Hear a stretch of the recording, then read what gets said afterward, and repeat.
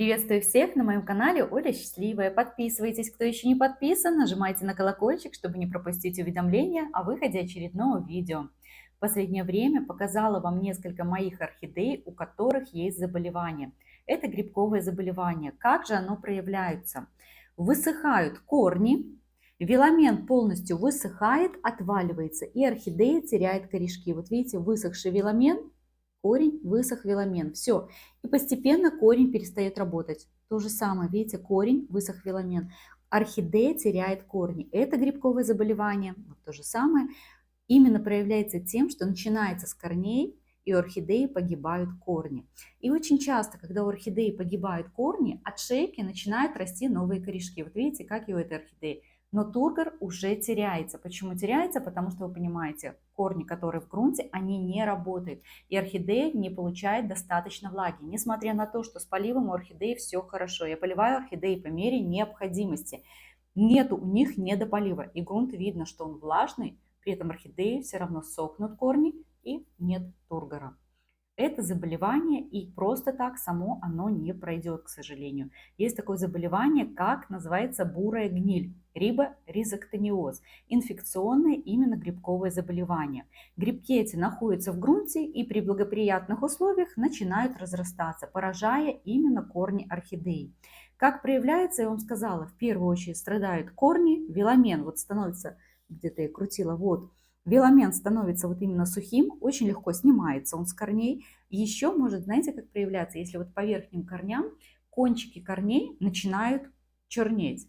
Здесь, видите, на верхних корнях где-то еще нет, хотя вот здесь. Но, может быть, этот кончик просто подсох. Я не хочу, знаете, под этот факт подводить все. Может быть, он просто потемнел, а может быть, действительно уже и проявление пошло вот здесь. И уже в особо запущенных случаях появляются пятна на самих листьях орхидеи. И листья орхидеи начинают желтеть от ствола. Вот так я вам показывала эту свою орхидею.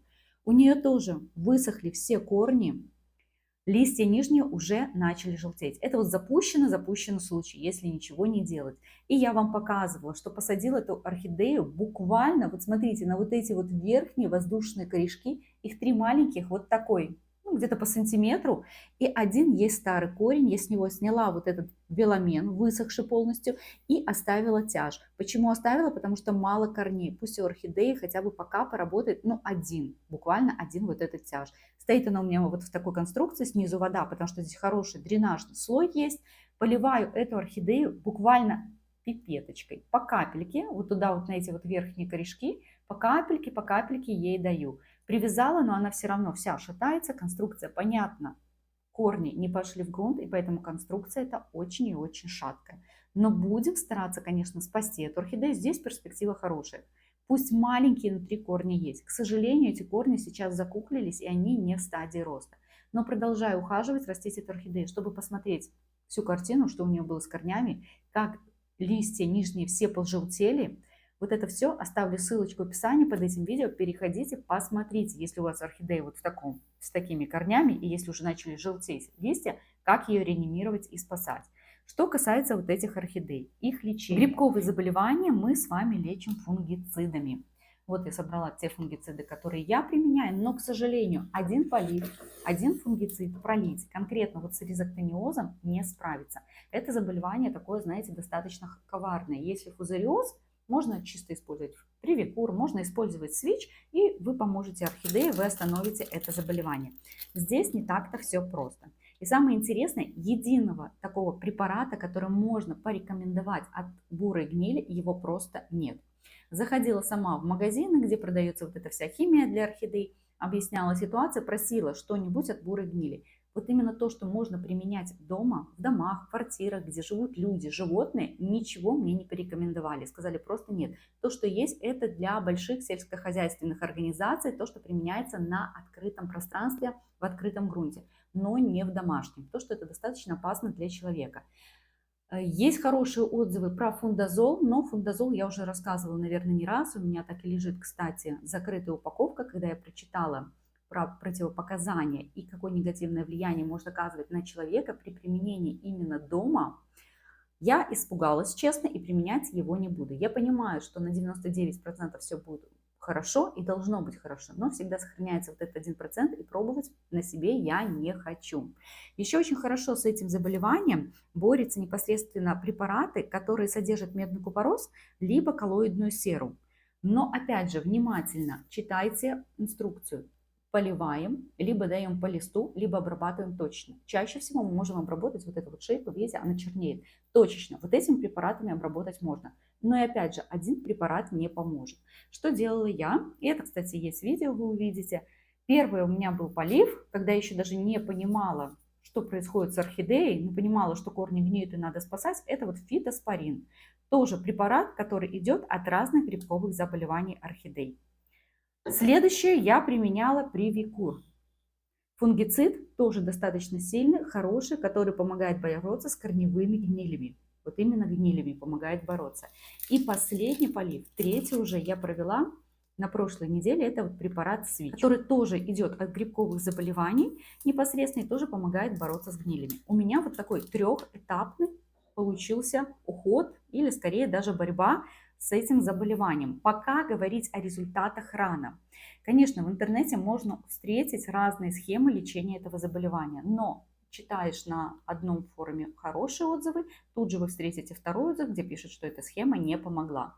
Такого вот конкретного препарата, вот если, например, идет гниль, да, у орхидеи, я вам говорю, если фузариоз, обработайте Максимом. Да, хороший, проверенный много лет препарат, да, поможет. То в данном случае порекомендовать один препарат просто невозможно.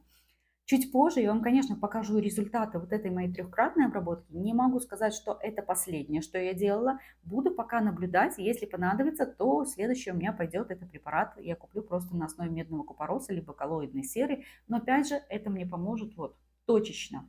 Если у вас корни здесь повреждены, вот видите, как эти корни, они просто высохли, полностью высохли. Нам нужны просто новые корни. Эти корни, конечно, видите, вот почему у меня вот так стоит, я их подпираю и направляю корни именно расти в грунт. Вот так, я их поджимаю где-то, чтобы они пошли расти в грунт, и чтобы я могла потом эту орхидею пересадить, посадить на эти корни. Подозреваю, что сгнило просто все, точнее высохло, смотрите. Видите, как орхидея ходит? Ну, и учитывая то, что листики превращаются в тряпочку, поэтому в следующем видео мы с вами ее достанем с этого горшка, посмотрим картину с корнями, ну, скорее всего, мы обрежем, даже укоротим шейкой, и заново эту орхидею посажу в грунт. Скорее всего, по такой вот схеме будем сажать в грунт, будем восстанавливать, поддерживать тургор. Такие видео я вам уже показывала, что можно, особенно вот с этими корнями, вполне нормально, можно эту орхидею оживить и можно ей дать расти дальше.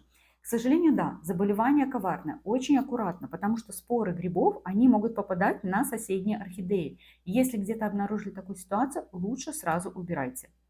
Не надо рисковать, смотреть, что будет. Напишите, пожалуйста, в комментариях, какие вы использовали препараты для борьбы с бурой гнилью. И пишите, пожалуйста, и если помогло, и если не помогло. Будем и методом исключения тоже действовать. Что касается далее, так как у меня у орхидей был полив, но он был не в подряд. Был и реаниматор, потом был полив водой, был привикур, потом был у меня свич, то, скорее всего, следующий полив для орхидей будет водой.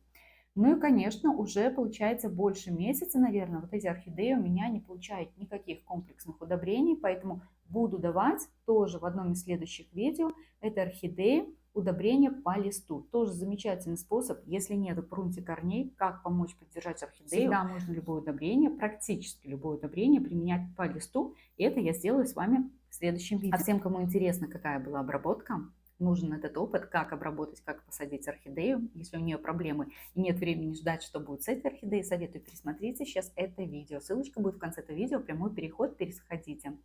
А всем, кому понравилось это видео, кому было полезно это видео, ставьте лайк, подписывайтесь на мой канал, чтобы не пропустить очередное видео. Пока-пока!